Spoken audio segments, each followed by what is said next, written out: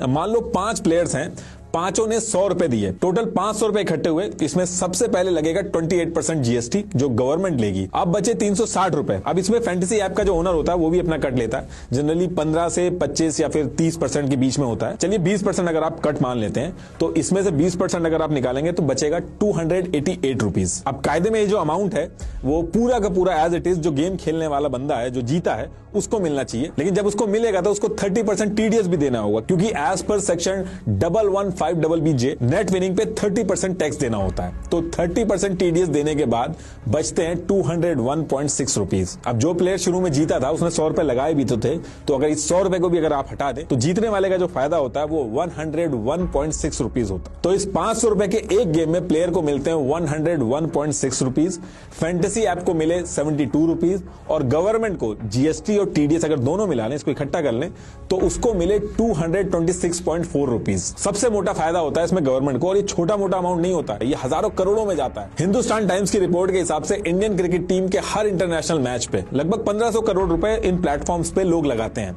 सिर्फ एक मैच पे। और डोमेस्टिक और इंटरनेशनल टूर्नामेंट के मैच को अगर मिला दें तो 10 लाख करोड़ से भी ज्यादा बड़ा नंबर है ये। फैंटेसी गेमिंग ऐप का 2022 का अगर रेवेन्यू की मैं बात करूं तो 6800 करोड़ है, और ये रेवेन्यू 2027 में 25,240 करोड़ का हो जाएगा। वैसे तो जब भी एक मैच होता है तो उसमें मल्टीपल रूम्स होते हैं, मल्टीपल गेम्स होते हैं, मल्टीपल इवेंट्स भी होते हैं, लेकिन अगर मैं एक मेगा इवेंट की बात करूं जिसमें जीतने वाला मेगा विनर बनता है तो इसमें रफली 1.5 करोड़ लोग पार्टिसिपेट करते हैं, जिसकी एंट्री फीस 49 रुपीज होती है, यानी कि 73.5 करोड़ रुपीज इकट्ठे होते हैं, जिसमें से 33.28 करोड़ गवर्नमेंट के पास जाते हैं। जो फैंटेसी ऐप वाले हैं उनके पास जाते हैं 10.58 करोड़, और ये सिर्फ एक मैच के एक छोटी सी एक्टिविटी का अमाउंट है। ऐसे ना जाने कितने रूम्स होते हैं।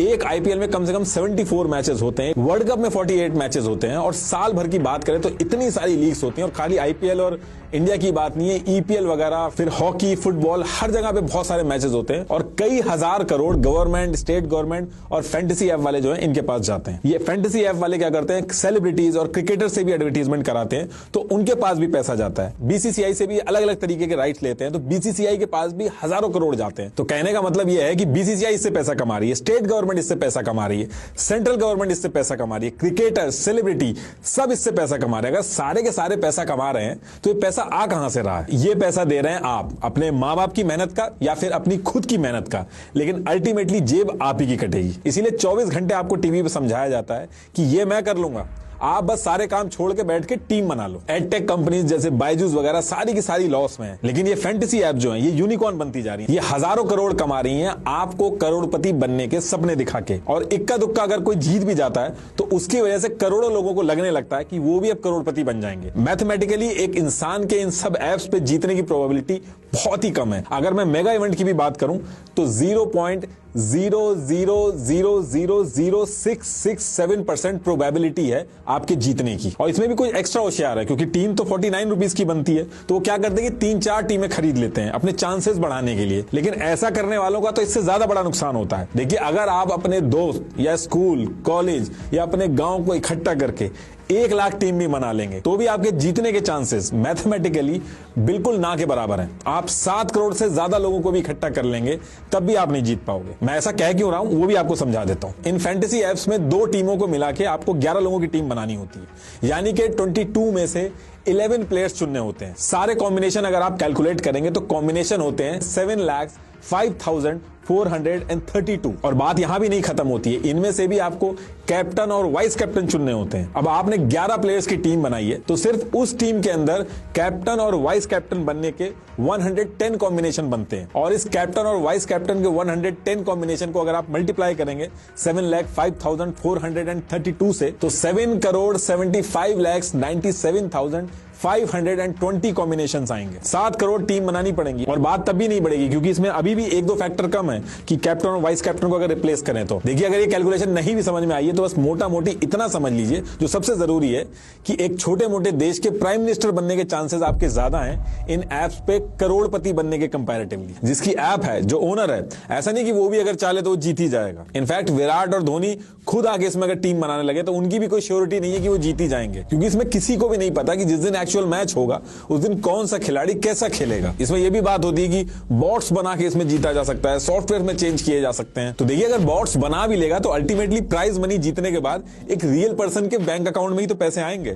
टैक्स लगेगा, इतना हल्ला होगा जो जीतेगा, तो एक छोटी सी इन्वेस्टिगेशन से पकड़ा जाएगा। तो देखिए, जो एप्स हैं ये फेयर तो रहती हैं, लेकिन इसके पीछे जो जीतने की प्रोबेबिलिटी है वो छुपा के रखी जाती है। उल्टा ये समझाया जाता है कि अगर आप ऐसे ही इसमें टीम बनाते रहे, पैसा लगाते रहे, तो एक ना एक दिन आप करोड़पति जरूर बन जाएंगे। और आप कभी कभार अगर सुन भी लेते होंगे अपने आसपास कि किसी ने कुछ हजार रुपए जीत लिए, या आपके किसी दोस्त यार ने कुछ हजार जीत लिए, तो उनसे जाके आप कभी पूछिएगा कि वो कब से खेल रहे हैं और कितना पैसा लगा चुके हैं। इसमें आप एक दो बाजियां भले ही जीत सकते हो, लेकिन असली गेम जो होता है वो ऊपर बैठे आका जो होते हैं वो आपको ज्यादा से ज्यादा खिला के जीतते हैं। सिर्फ 10 रुपए, 20 रुपए, 40 रुपए लगा लगा के लोग हजारों रुपए हार जा रहे हैं, क्योंकि छोटा अमाउंट है, एक बार में जेब से पैसा नहीं जाता है, इसलिए आदमी को पता नहीं चलता है। लोग अपने ऑफिस के काम के बीच में अपनी रोजी रोटी दांव पे लगा के टीम बनाने में लगे रहते हैं। दिन शुरू होते ही लोग टीम बनाने में लग जाते हैं, और एक बार जब टीम बन जाती है तो बोरिंग से बोरिंग मैच हो, पूरा मैच आखिरी तक देखते हैं। कुछ लोग तो अपने आप से ही झूठ बोलते हैं कि हमें एडिक्शन नहीं है, हम बस टाइम पास के लिए पैसा लगा रहे हैं। लेकिन इस टाइम पास के चक्कर में 10 रुपए भी लग गए तो पूरा मैच बैठ के देखते हैं। आज की डेट में जो काम धंधे वाले लोग हैं